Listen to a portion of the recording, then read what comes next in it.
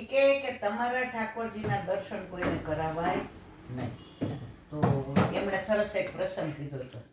એ કે બોમ્બેમાં એક જે પાસે એક મહારાષ્ટ્રીયન પતિ પત્ની હતા, એને ઠાકોરજી પુષ્ટ કરાવ્યા.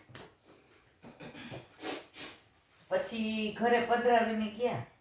એ લોકો મહારાષ્ટ્રીયન હતા, તો પોતે 9 વારની સાડી પહેરે તો સામનેજી માટે યાદ આવ્યું કર તો પોતે ઓલી સાડી પહેરે તો પછી સામનેજીને સાડી પહેરાવે, 9 વારની સાડી પહેરાવી અને એટલા લાડ લડાવે ને રોજ મહારાષ્ટ્રીયનો ઓલું બોયઝનું જે હોય ઠાકોરજીને ધરાવે, તો એટલા લાડ લડાવે ને આખો દિવસ ઠાકોરજીની સેવામાં આઠે યામ ને બેયને એટલો આનંદ આવે કે પ્રભુ આટલા કૃપાળુ, આવા આપણા પર કૃપા કરે છે, આપણા ઘરે કેટલા. અને રોજ પૂછે મારા વાલા પ્રસન્નતામાં, તો ઠાકોરજીના સામું જોઈને મંદે મંદે મુસ્કાય.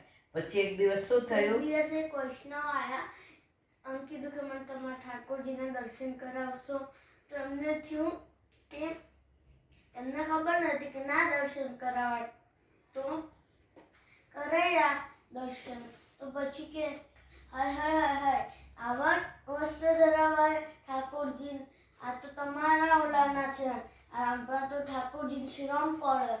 તો પછી 2 વર્ષથી સેવા કરતા હતા, તો આખા વર્ષની સેવા ગઈ, એમને ખબર નહીં. તો જઈને જે પાસે કીધું કે આટલા દોષ થઈ ગયા તો અમે શું કરીએ? તો કીધું સૌથી મોટો દોષ એ જ કર્યો છે તમે કે બીજાને દર્શન કરાયા. દર્શન કરાશો તો 1 વર્ષની 365 ડેઝની સેવા જશે અને બીજા દોષ જોઈ જશે. એટલે તમારે કોઈ દિવસ તમારા ઠાકોરજી તમને જેમ કેમ કરવાનું, પણ બીજાને દર્શન કરાવવાના નહીં. અને તમારા ઠાકોરજી તમને જેમ અત્યાર સુધી તમે 2 વર્ષ કેવા આનંદથી સેવા કરતા હતા કે બધું તમે 9 વારની સાડી ને બધું ધરાવતા હતા, મહારાષ્ટ્રીયન સાડી ધરાવતા હતા, અને સામનેજી કેવા પ્રસન્નતામાં હતા. તો 2 વર્ષ સુધી તમને વાંધો ન આવ્યો, પણ કોકે કીધું એટલે વાંધો આવ્યો. એટલે કોઈ દિવસ કોઈની આરે દેખાદેખી ક્યારેય કરવી નહીં. તમારા ઠાકોરજી જેમ તમને જતાવે એમ કરવાનું. બરાબર છે? પછી શું કહે છે? શિવ બ્રહ્મ પ્રભૃતિ સર્વદેવ ભગવાનની તેમજ યમુનાજીની સ્તુતિ કરે છે. ધ્રુવ તથા પર્યાશરને હંમેશા નિરંતર સર્વ પ્રકારના ઈચ્છિત ફળ દેવાવાળા ભગવાન તથા યમુનાજી છે. આપણે જોઈ ગયા ને ધ્રુવ, પરાશરા, ભીષણ. પણ આનું છે ને સ્પષ્ટ ગુજરાતી જે વલ્લભની વાણી હોય ને એ જ કહેવાય. આ બધું આપણે સમજાવીએ આપણી પહેલેથી ને, પણ આ તો અવશ્ય વાંચવું જોઈએ, વાંચવું જોઈએ ને વાંચવું જ જોઈએ. મને એક જે કહ્યું હતું, એક જે એવું કીધું કે અમે ભાગવતના પાઠ કરતા હોઈએ ને, તો એકવાર એક શાસ્ત્રીજી અમારે ત્યાં આવ્યા. તો એ કે અમે પછી મોઢે કરવા માંડ્યા. એ કે બાબા આમાં આંગળી મૂકી ન કરો. એ કે એને સ્પર્શ કરો ને તો એ સાક્ષાત અંદરથી ને પ્રગટ થાય.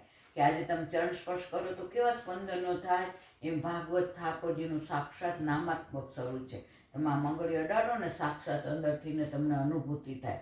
એટલે આ જે વલ્લભની વાણી હોય ને તો અવશ્ય અવગાહન કરવું ને કરવું જ. પછી શું કહે છે? ઠાકોરજીની સમીપમાં અત્યંત શુદ્ધ મથુરાજી છે. હમણાં આપણે વાંચ્યું ને, શુદ્ધ મથુરાજી. અને ગોકુળ ત્યાં કોણ છે? ગોકુળ છે. બરાબર?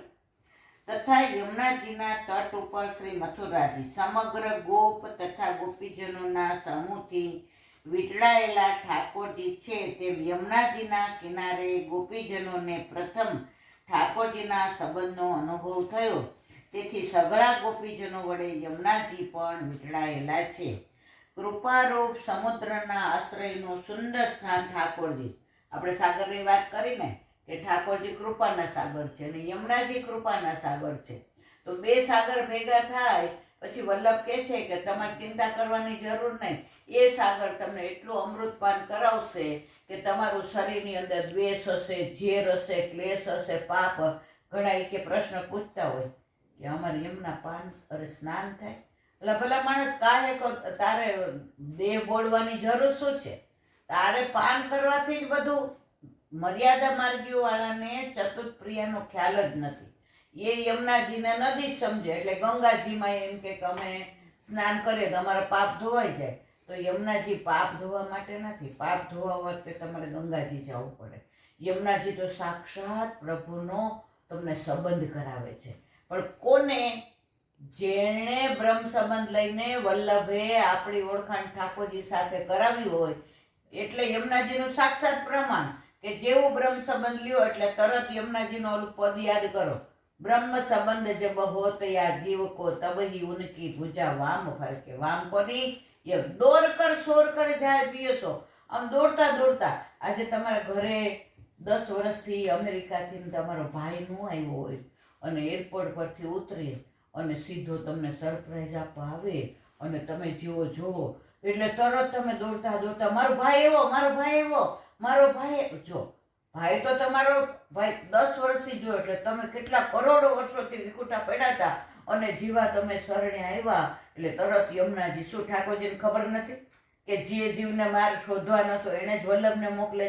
યમુના તો પછી અંદર જઈ જઈ કે યમુનાજી સૌથી વધુ રાજી થાય છે એટલે હરખ પ્રગટ કરે છે કે પ્રભુ કરોડો વર્ષોથી વિખૂટો પડ્યો હતો ને તમને ભૂલી ગયો તો, તમારી સેવા સ્મરણ સત્સંગ લીલા વ્રજ યમુનાજી ગિરિરાજી વ્રજ ભક્તો ગાય બછરા વલ્લભ ગુસાઈજી બધાને ભૂલી ગયો તો જો વલ્લભે કૃપા કરી અને પાછો આપને શરણે લીધો અને ઠાકોરજી શું કામ વલ્લભને મોકલ્યા હતા કે મારા એક એક જીવને ગોતી ગોતીને મને શરણે, તો જે જીવ શરણે આવ્યો તો યમુનાજીએ જે દોર કર સોર કર જે એકદમ પ્રસન્નતા વ્યક્ત તો પ્રભુ રાજી થઈ ગયા કે મારા યમુનાજી કેવા રાજી થઈ ગયા એટલે આવે ત્યારે તમે જો આપણને સ્નાન કરીને બ્રહ્મ સંબંધ આવે અને તમે લીલામાં જાઓ ત્યારે તમને સ્નાન કરાવે ને તનુ નવત્વનું દાન દે આપણને એમને મરી જાય એટલે કે લીલામાં પહોંચી જાય તો સ્નાન કર્યા વિના મોકલે જ નહીં.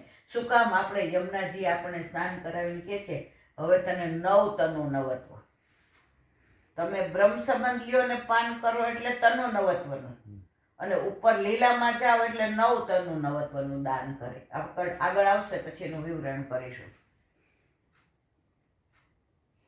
એવા જ સદધર્મયુક્ત હે યમુનાજી આ પણ અપાર કરુણા સાગર શ્રી ઠાકોરજીમાં ઓતપ્રોત છો જેથી આપના જે ઓતપ્રોત થાય છે મળે છે તે આપના બળથી ઠાકોરજીમાં મળે છે. તમે યમુનાજીમાં પાન કરો તો ઠાકોરજી ત્યાં સ્નાન કરવા આવે છે, ઠાકોરજી કેરી કરે છે, પાન કરે છે તો ઠાકોરજીનો ઓલો જે સ્પર્શ છે યમુનાજીને મળેલો તો એ જ જળને આપણે સ્પર્શ કરીએ તો આપણને ઠાકોરજીનો સ્પર્શ મળે જ છે. એટલે અમે ત્યાં ગયા હતા ગોકુળમાં, એક શાસ્ત્રીજી યમુનાજીના 41 પદની વિવરણ કરી ગયા હતા. અમે તો ખાલી પાન કરવા ગયા તો એટલો સરસ એક જ વાક્ય મને 2-4 વાક્યો સંભળાણા. એ કે વૈષ્ણવ 60 વર્ષનો થયો ત્યાં સુધી યમુનાજીનો વિરોહ કરે. યમુનાજી કેવા હશે, 16 શણગાર સજેલા હશે, હાથમાં કમળના માળાજી હશે, યમુનાજી ગોકુળમાં સરસ પ્રસન્નતાથી વિરાજતા હશે, ઠાકોરજીની રાહ જોતા હશે, ઠાકોરજીને મળવા આવ્યા હશે. આવા વિચાર કરતા કરતા કરતા